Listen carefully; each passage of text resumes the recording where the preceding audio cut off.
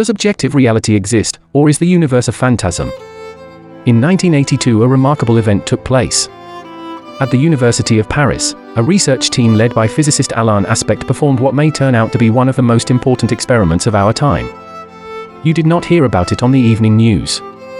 In fact, unless you are in the habit of reading scientific journals, you probably have never even heard Aspect's name, though there are some who believe his discovery may change the face of science. Aspect and his team discovered that under certain circumstances subatomic particles, such as electrons, are able to instantaneously communicate with each other regardless of the distance separating them. It doesn't matter whether they are 10 feet or 10 billion miles apart. Somehow each particle always seems to know what the other is doing.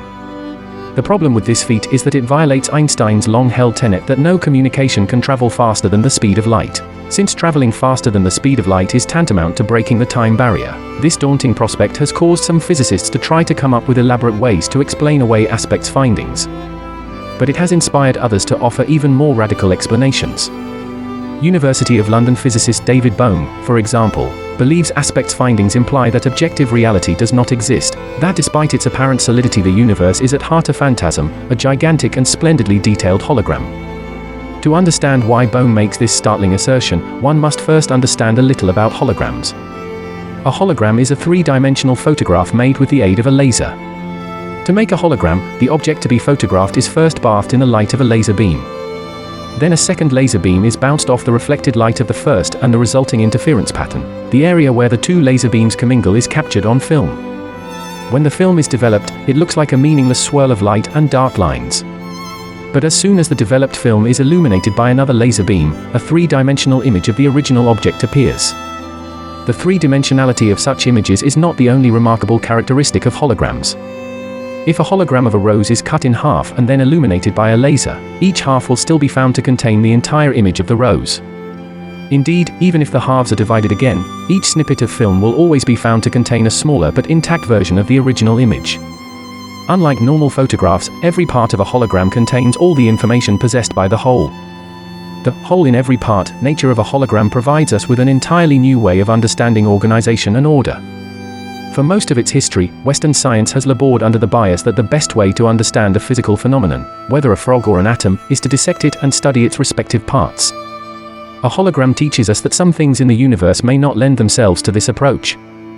If we try to take apart something constructed holographically, we will not get the pieces of which it is made. We will only get smaller holes. This insight suggested to Bohm another way of understanding Aspect's discovery. Bohm believes the reason subatomic particles are able to remain in contact with one another regardless of the distance separating them is not because they are sending some sort of mysterious signal back and forth, but because their separateness is an illusion. He argues that at some deeper level of reality such particles are not individual entities, but are actually extensions of the same fundamental something. To enable people to better visualize what he means, Bohm offers the following illustration. Imagine an aquarium containing a fish. Imagine also that you are unable to see the aquarium directly, and your knowledge about it and what it contains comes from two television cameras, one directed at the aquarium's front and the other directed at its side. As you stare at the two television monitors, you might assume that the fish on each of the screens are separate entities. After all, because the cameras are set at different angles, each of the images will be slightly different. But as you continue to watch the two fish, you will eventually become aware that there is a certain relationship between them. When one turns, the other also makes a slightly different but corresponding turn. When one faces the front, the other always faces toward the side. If you remain unaware of the full scope of the situation, you might even conclude that the fish must be instantaneously communicating with one another, but this is clearly not the case. This, says Bohm, is precisely what is going on between the subatomic particles in Aspect's experiment. According to Bohm, the apparent faster-than-light connection between subatomic particles is really telling us that there is a deeper level of reality we are not privy to, a more complex dimension beyond our own that is analogous to the aquarium. And, he adds, we view objects such as subatomic particles as separate from one another because we are seeing only a portion of their reality. Such particles are not separate parts, but facets of a deeper and more underlying unity that's as holographic and indivisible as the previously mentioned rose. And since everything in physical reality is comprised of these eidolons, the universe is itself a projection, a hologram. In addition to its phantom-like nature, such a universe would possess other rather startling features. If the apparent separateness of subatomic particles is illusory, it means that at a deeper level of reality all things in the universe are infinitely interconnected. The electrons in a carbon atom in the human brain are connected to the subatomic particles that comprise every salmon that swims, every heart that beats, and every star that shimmers in the sky. Everything interpenetrates everything, and although human nature may seek to categorize and pigeonhole and subdivide the various phenomena of the universe, all apportionments are of necessity artificial, and all of nature is ultimately a seamless web. In a holographic universe, even time and space could no longer be viewed as fundamentals. Because concepts such as location break down in a universe in which nothing is truly separate from anything else, time and three-dimensional space, like the images of the fish on the TV monitors, would also have to be viewed as projections of this deeper order. At its deeper level, reality is a sort of super hologram in which the past, present, and future all exist simultaneously. This suggests that given the proper tools it might even be possible to someday reach into the super holographic level of reality, and pluck out scenes from the long-forgotten past. What else the super hologram contains is an open-ended question. Allowing, for the sake of argument, that the super hologram is the matrix that has given birth to everything in our universe. At the very least it contains every subatomic particle that has been or will be, and every configuration of matter and energy that is possible, from snowflakes to quasars, from blue whales to gamma rays. It must be seen as a sort of cosmic storehouse of all that is. Although Bohm concedes that we have no way of knowing what else might lie hidden in the super hologram, he does venture to say that we have no reason to assume it does not contain more. Or, as he puts it, perhaps the super holographic level of reality is a mere stage beyond which lies an infinity of further development. Bohm is not the only researcher who has found evidence that the universe is a hologram.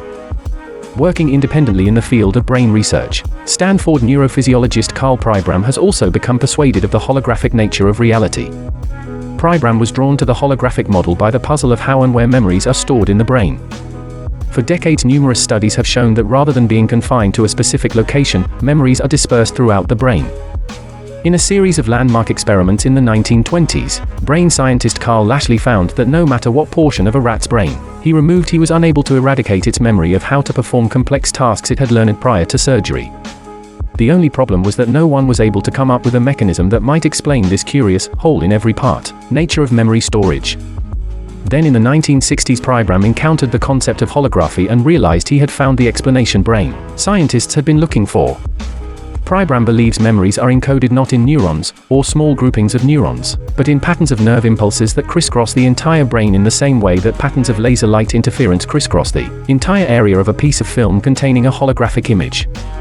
In other words, Pribram believes that the brain is itself a hologram. Pribram's theory also explains how the human brain can store so many memories in so little space. It has been estimated that the human brain has the capacity to memorize something on the order of 10 billion bits of information during the average human lifetime, or roughly the same amount of information contained in 5 sets of the Encyclopaedia Britannicas. Similarly, it has been discovered that in addition to their other capabilities, holograms possess an astounding capacity for information storage. Simply by changing the angle at which the two lasers strike a piece of photographic film, it is possible to record many different images on the same surface. It has been demonstrated that 1 cubic centimeter of film can hold as many as 10 billion bits of information. Our uncanny ability to quickly retrieve whatever information we need from the enormous store of our memories becomes more understandable if the brain functions according to holographic principles. If a friend asks you to tell him what comes to mind when he says the word zebra, you do not have to clumsily sort back through some gigantic and cerebral alphabetic file to arrive at an answer. Instead, associations like striped, horse-like, and animal native to Africa all pop into your head instantly. Indeed, one of the most amazing things about the human thinking process is that every piece of information seems instantly cross-correlated with every other piece of information, another feature intrinsic to the hologram. Because every portion of a hologram is infinitely interconnected with every other portion, it is perhaps nature's supreme example of a cross-correlated system. The storage of memory is not the only neurophysiological puzzle that becomes more tractable in light of Pribram's holographic model of the brain. Another is how the brain is able to translate the avalanche of frequencies it receives via the senses, light frequencies, sound frequencies, and so on into the concrete world of our perceptions. Encoding and decoding frequencies is precisely what a hologram does best. Just as a hologram functions as a sort of lens, a translating device able to convert an apparently meaningless blur of frequencies into a coherent image, Pribram believes the brain also comprises a lens, and uses holographic principles to mathematically convert the frequencies it receives through the senses into the inner world of our perceptions. An impressive body of evidence suggests that the brain uses holographic principles to perform its operations. Pribram's theory, in fact, has gained increasing support among neurophysiologists. Argentinian-Italian researcher Hugo Zuccarelli recently extended the holographic model into the world of acoustic phenomena. Puzzled by the fact that humans can locate the source of sounds without moving their heads, even if they only possess hearing in one ear, Zuccarelli discovered that holographic principles can explain this ability. Zuccarelli has also developed the technology of holophonic sound, a recording technique able to reproduce acoustic situations with almost uncanny realism.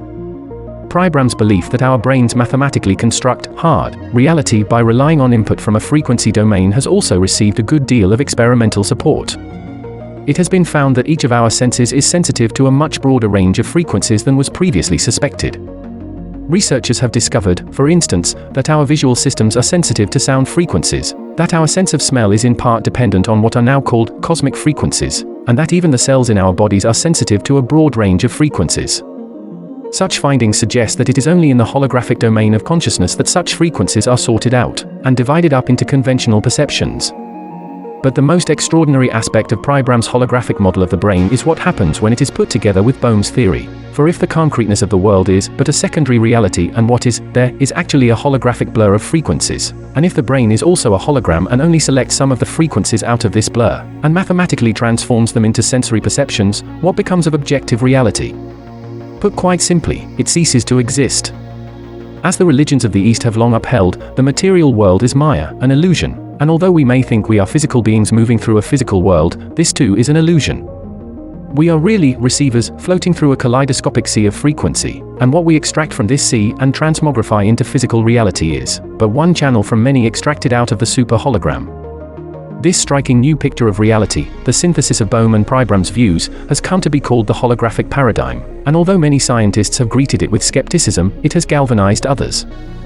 A small but growing group of researchers believe it may be the most accurate model of reality science has arrived at thus far. More than that, some believe it may solve some mysteries that have never before been explainable by science, and even establish the paranormal as a part of nature. Numerous researchers, including Bohm and Pribram, have noted that many parapsychological phenomena become much more understandable in terms of the holographic paradigm. In a universe in which individual brains are actually indivisible portions of the greater hologram and everything is infinitely interconnected, telepathy may merely be accessing the holographic level. It is obviously much easier to understand how information can travel from the mind of individual 1 to that of individual 2 at a far distance point and helps to understand a number of unsolved puzzles in psychology. In particular, Stanislav Grof feels that the holographic paradigm offers a model for understanding many of the baffling phenomena experienced by individuals during altered states of consciousness. In the 1950s, while conducting research into the beliefs of LSD as a psychotherapeutic tool, Grof had one female patient who suddenly became convinced she had assumed the identity of a female of a species of prehistoric reptile. During the course of her hallucination, she not only gave a richly detailed description of what it felt like to be encapsulated in such a form, but noted that the portion of the male of the species' anatomy was a patch of colored scales on the side of its head. What was startling to Grof was that although the woman had no prior knowledge about such things, a conversation with a zoologist later confirmed that in certain species of reptiles colored areas on the head do indeed play an important role as triggers of sexual arousal. The woman's experience was not unique. During the course of his research, Grof encountered examples of patients regressing and identifying with virtually every species on the evolutionary tree. These research findings helped influence the man-into-an-ape scene in the 1980 American science fiction movie, Altered States. Moreover, he found that such experiences frequently contained obscure zoological details which turned out to be accurate. Regressions into the animal kingdom were not the only puzzling psychological phenomena Grof encountered. He also had patients who appeared to tap into some sort of collective or racial unconscious. Individuals with little or no education suddenly gave detailed descriptions of Zoroastrian funerary practices and scenes from Hindu mythology.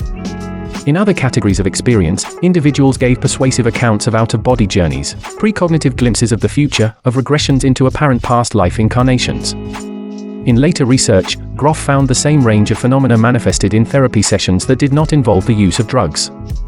Because the common element in such experiences appeared to be the transcending of an individual's consciousness beyond the usual boundaries of ego and all limitations of space and time.